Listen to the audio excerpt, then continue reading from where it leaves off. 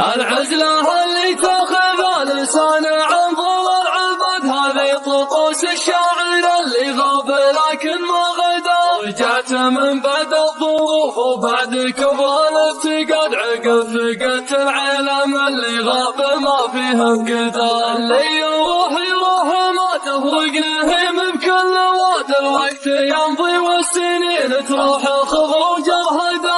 شفت عز من المبادئ شيء يسوى الاجتهاد، قدرت اعدي كل حاجه واتناسى ما عدا. اني يعيش بدون عزة نفس وبدون اعتداد، معتد في نفسي كثير ومفتخر لابعد مدى. يوم القمر سطر على القمه جف العين الرقاد، كانه يجدد ذكريات العام ضيقه والهدى.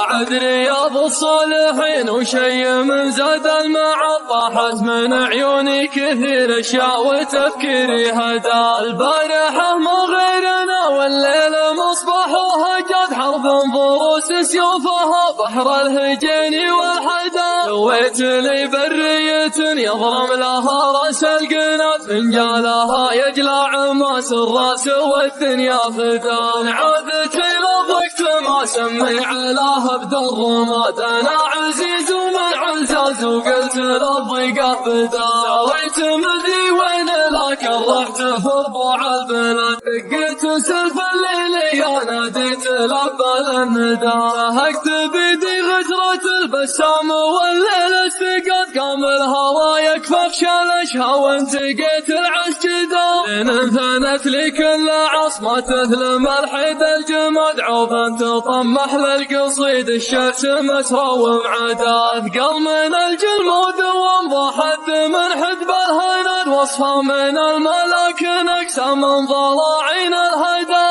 طبا مزاين ولا حرج عليهم في مزاد، من هجسي اللي لازم الماخوذ يزمي ويحدا. ولا وقفت الا على لوحة يمين العرب، طرى علي منع وجات ثمان الابيات وفدا. عز الله الارفح يا عنك انه مساريه بعد، وبوي له مسر مع الارفح ولا فيه زهدا. يوم اللي كازز في البلاد شوي من قل العتاد، قبل السنه بيسوي الخبلان خلق الله.